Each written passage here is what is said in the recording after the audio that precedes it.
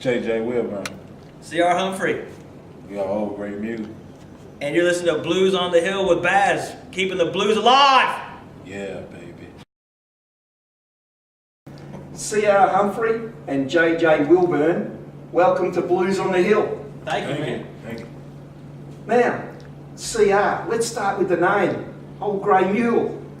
Where does that come from? It actually comes from two places. There's a Alan Lomax documentary called Land Where Blues Began, or Land Where Blues Was Born, or something like that. And in there's a dude named Belton Sutherland that they found playing a song called "Kill the Old Gray Mule," and it's literally him and acoustic guitar sitting on the porch, flies and skeeters and everything buzzing all around, and it's a really deep groove. It's an amazing track. There's two. He does two songs on there, and they're both amazing. And he was never recorded. I actually tracked down what was his name, John Bishop, who actually was the cameraman for that documentary, to see if there's any lost footage of him. And he told me, he said that was actually the last night of shooting, and they'd been in Mississippi for like 6 or 8 weeks, and all they wanted to do was go home. They were filming this other guy whose house it was, and it was going badly. You know, they were getting frustrated. It was hot, bugs were everywhere, and then this Belton guy literally walks out of the night, takes the guitar away from the guy that wasn't doing well, did these two deep grooves, and then disappears. And he actually said that it was him and John Bishop, Worth Long, and Alan Lomax actually talked about it afterwards, and their biggest regret in the entire project was they never followed up with that guy. And so that's part of where the Old Gray Mule name came from. The other part was when this all got started, my wife was pregnant with our daughter, and she used to say that Ella was kicking her like an Old Gray Mule. So it's half my daughter, half this really cool scene in a documentary. Fair enough. Now, how does a born and bred Texan come to fall in love with North Mississippi Hill Country blues? Well, do you know the scene in Blues Brothers where John Lee Hooker? Yeah, he's playing with Muddy Waters Band, Yeah. right? Did you notice anything about that version of Boom Boom? There's no chord changes. Okay. It's a single key boogie all the way through. And I saw that came out like in 79 or 80 or something like that. And I saw that as a kid, and that particular boogie and maintaining the one chord all the way through just knocked me on my butt when I was a kid. And then, so I started liking blues and started playing. But in Texas, you know, at the time in the 80s, it was all Steve Ray Vaughan and Fabulous Thunderbirds and stuff like that. Freddie King was recently deceased, but still the king, you know, and all that. And Johnny Winter. And they all did 1, 4, 5, 12 bar stuff. So I learned how to do that. And then I just realized that you're going to play an hour and a half of the same chord structure, and everyone knows where the changes are. Half the band's on autopilot. The other half are showing off to the point where the audience's eyes glaze over. And I got tired of it, so I literally stopped playing guitar for like 12 years, just because I kind of plateaued in inspiration and everything. And then I rediscovered John Lee Hooker, and I'd rediscovered R.L. Burnside about the same time, and I realized, man, there's so much funk and soul and dynamics and timing and depth to what these guys are doing, and nobody's playing it. So I tried a long damn time, but I couldn't get the timing down. So I was like, this is a kind of music that only people of that generation in that geographical area can play, because I've never heard anybody else do it. And then I bumped into Cedric Burnside and Lightning Malcolm, and there's two young guys doing it. I was like, oh shit, if they can do it, I can do it. So it's like seeing that show, they basically gave me permission to actually go past my frustration and try to nail it down. So that was 2005, where you saw T Model and Cedric, yeah? Geez, man, I saw one of those juke joint caravan things at the Rhythm Room in Phoenix. Yeah. And it was T Model. Yeah, I think it was T Model, Robert Belfour, Kenny Brown, Paul Wine Jones, but RL either had just passed away or is about to, so he didn't make that tour. But it was, I was actually flying fires in Arizona, had a day off, and went to the Rhythm Room to go see these guys. And then, went to the gig, got, a little irresponsible with the alcohol, and then had to go fly fires the next day. Now, as a 28-year-old, you spent time in Africa.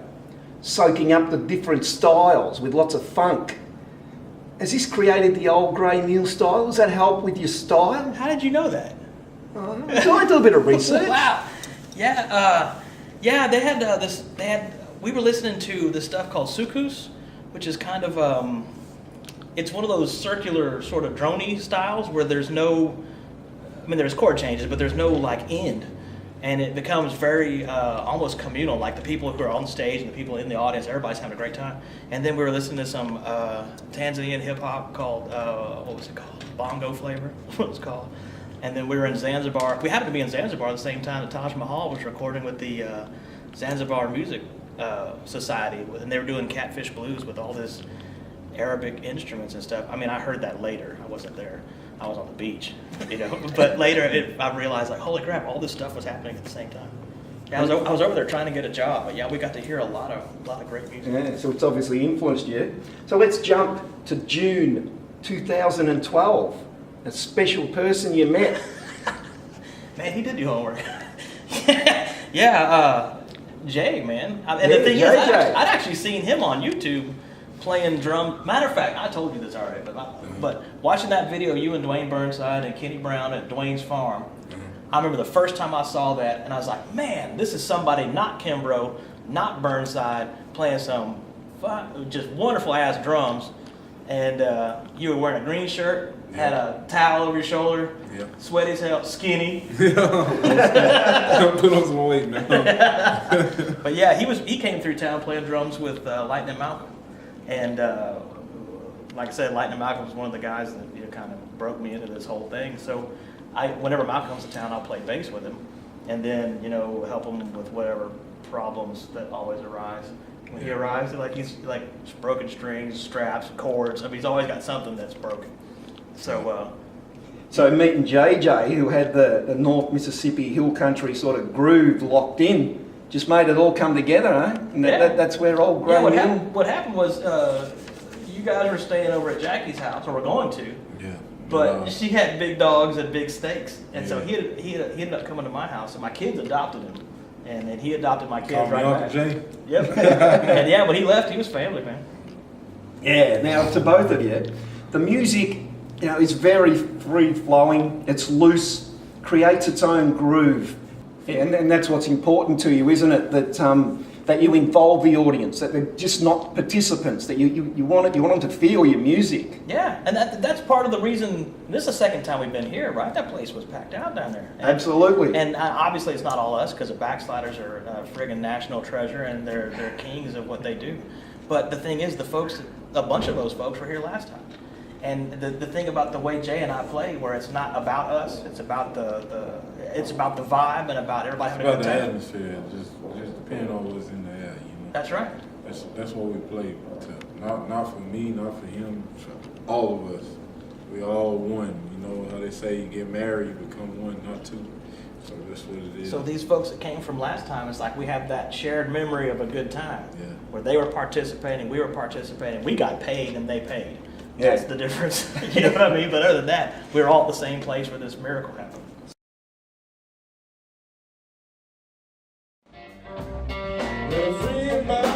Several times, he never paid me back.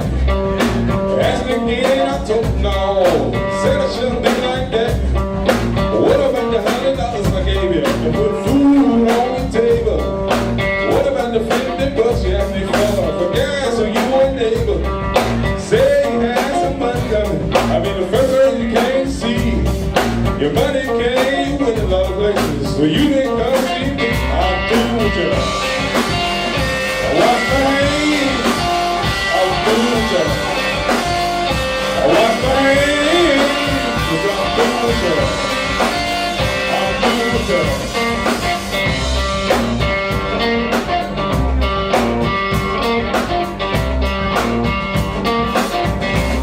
Got a member of my family. We don't get along too good. You're still a whichever could remain. Boy, I swear you would. He always loves something, and I mean all the time. The stuff that made me up to, well, blow your mind. If you're walking, never done anywhere wrong.